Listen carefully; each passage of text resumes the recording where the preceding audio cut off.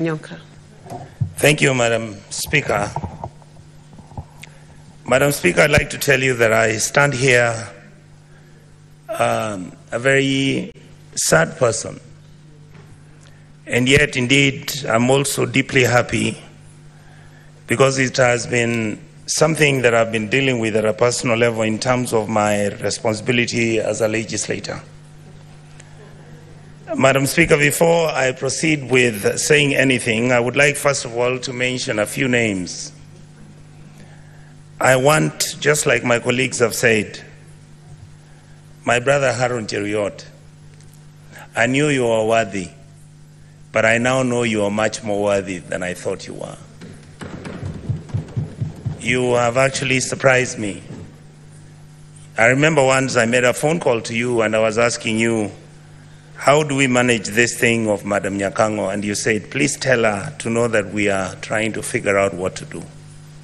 And I took the message, and that's when I knew that you are a serious person. I'm proud of you. Keep it up. Madam Speaker, I also would like to mention the name of Madam Nyakango, who's the Controller of Budget, and Madam Nancy, who's the Auditor General, the two incredible women of this republic. If I had my own reward, I would give them. Because when everything else seems to have been failing, some of us have been talking to them, and all the time we feared for their lives. Why? Not because anything would happen, but the costs were too high. The expectation was much higher.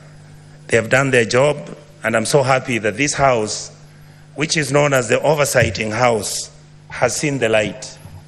My colleagues who are in this House, I'm very lucky because I've lost my voice a bit. I'm lucky because I have the institutional memory. I have been in politics for the last 30 years. Those 30 years I've been in elective politics, about 22.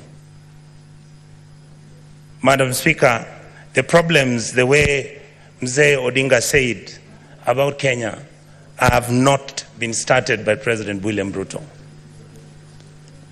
If you look at the history, and Madam Speaker, the other day people were asking me, how did you tell that these young Gen Zs are actually going to come to the streets after 1 year? I said, I look at the trend.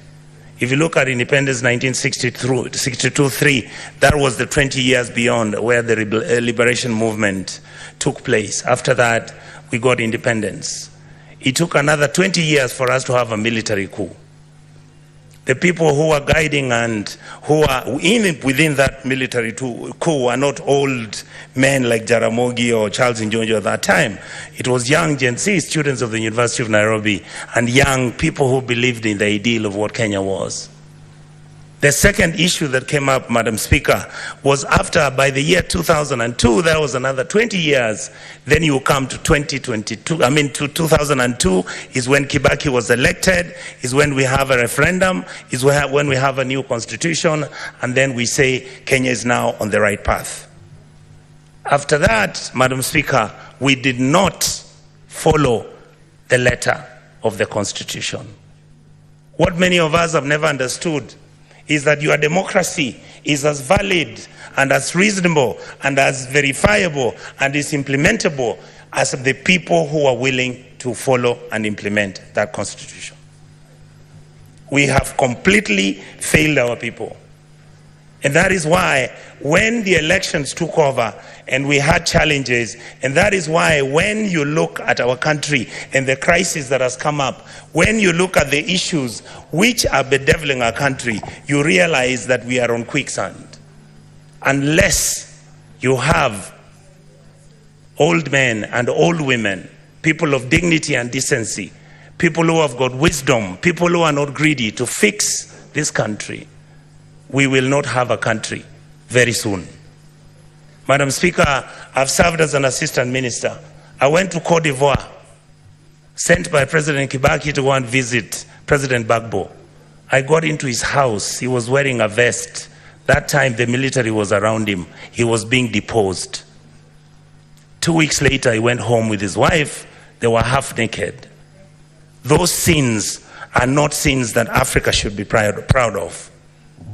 Madam Speaker, our country has broken down.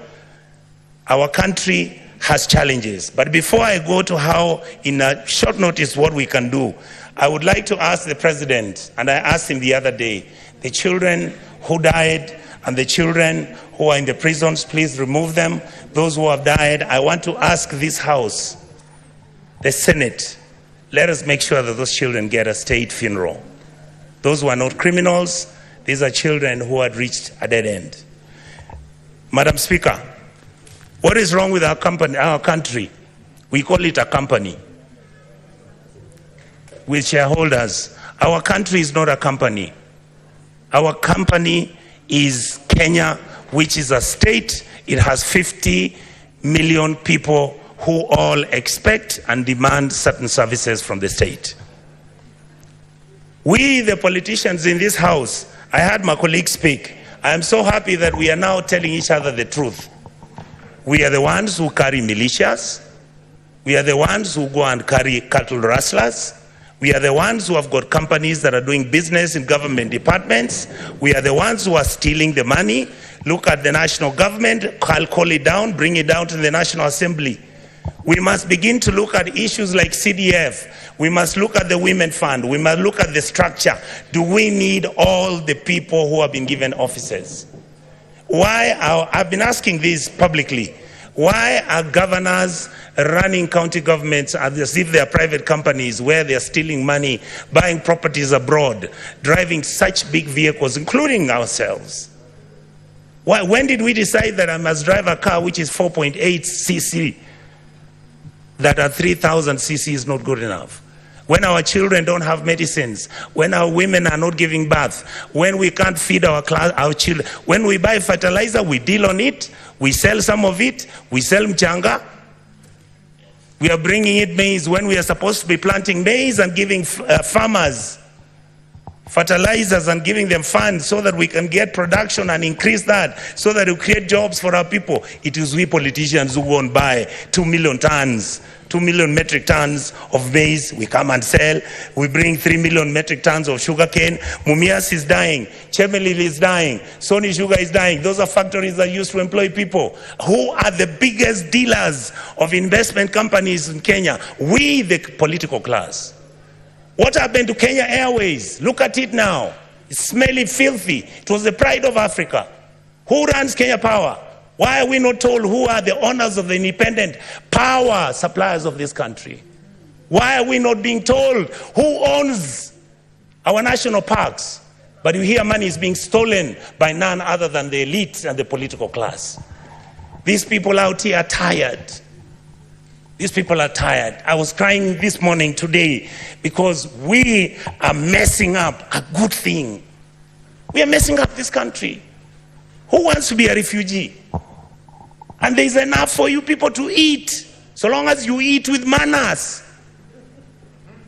The revenue we collect is enough to run 8 African countries: Kenya, Rwanda, Burundi, Tanzania. You go to Congo, you go to South Sudan, you go to Somalia, and you go to Ethiopia. That's what our goddamn budget is. Just manage it, don't steal it. A few people are stealing too much. These kids out here, they know everything. They know your houses. They know where your kids go to school. They know which properties of land you have. Why must somebody have 4 million acres of land to his name? What happened to our mentality? Then we pretend and run to churches talking about Christianity, how Jesus... Do you understand what you are dealing with? The people out here don't even believe in God anymore. The people out here are tired of the lies, the religious organizations.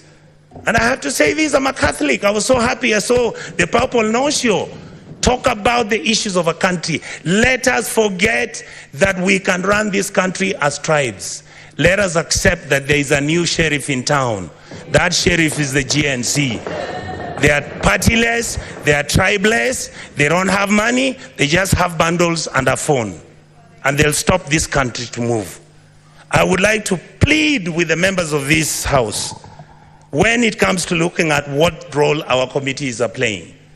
Look at what happens I want to thank my brothers Sifuna, my brother Chirargei. I want to thank Madam Dulo. These are, many of you may not know, we've never discussed it here. How many times we've been threatened that we are raising issues about county governments losing billions. I mean, who doesn't know how many governors own apartments and houses in Kilimani Road? Each one of them owning an apartment costing 1.5 billion shillings. Why didn't the fool just go and build a hospital where he comes from? How I wish we stole the money and put it at home. Some of them are going to Dubai. People are going to America. You see on social media. I just saw somebody commenting saying that the senators got nothing to do. I want him to tell me how he bought a Bentley and is an MP.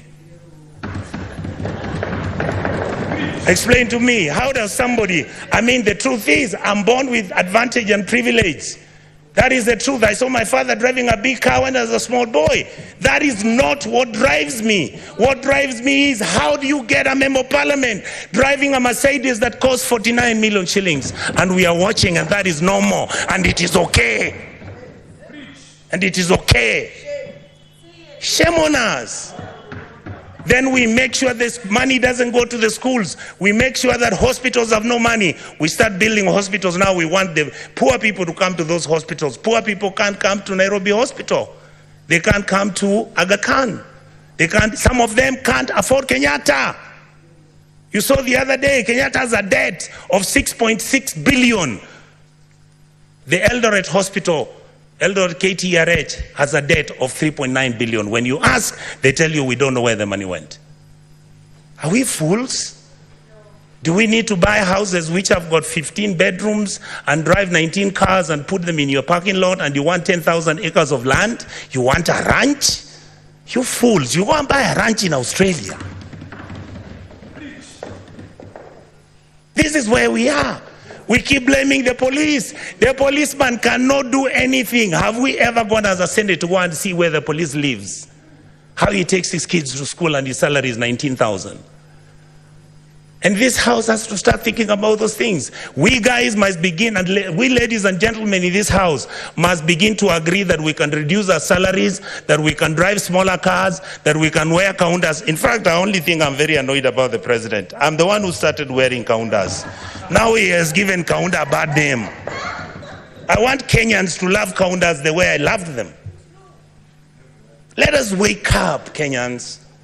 We can't play football. Money comes from FIFA, it is eaten. World Rally Championship, money comes from there, it's eaten. You go, you want Kenya Lawn Tennis Association, they only want 50,000 to hold an international tennis tournament. Not even the minister appears there. But when the minister is traveling out of the country, he's got how many people? Private jet, goes to Dubai, books one of those hotels, luxury hotels, and he comes back to Nairobi with the same 9 people he took with a private jet. And you assume that the Gen Zs don't know. These days they track you. They can know which private jet you took, where it went, and how it came back. Many of us are worried because either because of history or because of what has happened, we have got a lot of money now, we are owning so much land. Please allow us to have spatial planning. Your land, we can have an implemented law in this house to protect your even identity. But please don't stop stealing public land. Let us have mercy at our people. You saw people from Eldoret and Kakamega talking about, our chambers which our grandfathers left for us. Now you guys who are MPs and senators, you come, you chase us away, and then you throw us into court. You go and bribe the court. And I want to talk about the judiciary. We respect you. We know that you are most of the time under the pressure. We know there are certain things which you can even be blackmailed, but we want to hold you at a higher standard. We must hold the judiciary at a higher standard, the legislators at the higher standard, and make sure the president is also at the higher standard. That is how we can move as a country and stop this nonsense. We behave like monkeys running through a forest looking for bananas without knowing whether it's the bananas they want or it's oranges. I really, really want to say this, Madam Speaker, finally. I was nearly giving up on my country. I have changed my mind because of today. The young men who are fighting for this country have done us proud. Let us treat them with dignity. Let us make sure we engage them. Let us stop doing the things which make them angry, desperate, and upset with the ruling class. The truth is, if this country breaks down, it takes all of us down. I can tell you, I was in South Sudan when we were doing the comprehensive peace agreement. I visited as a minister, as a young minister, to go and do what was called a referendum. I've been to Khartoum. I have been to Mali. I've been to a country in West Africa. I'll remember the name, Madam Speaker. You look at how people have been treated and how the political class has treated their people. Everybody looks destitute and everybody is desperate. Let us change our ways. We can run the country peacefully, make sure everybody is a person of dignity. Let's treat our people kindly. A country that never takes care of its most vulnerable is a country that is not worth talking about. So I want to ask the political class, I want to ask all our auditors, I want to ask all members of the county assembly, please, members of the county assembly, your job is to oversight, the MP's job is to oversight, and the senator's job is to oversight. Let the governors run the place. If they bribe you, you will not get development. Let us agree that those are the rules that we'll have to operate with. And let us share the cake of this country equitably and fairly. Let us not have one region getting 50 billion when one area's got only 1.2 billion. And when you are giving scholarships, why should we have 3 scholarship funds in this country? Those are some of the things, Madam Speaker, without speaking too much, I wanted to vent. And I thank all my colleagues for having shown our country the love that it deserved. Thank you so much. Senator Peris Tabiko.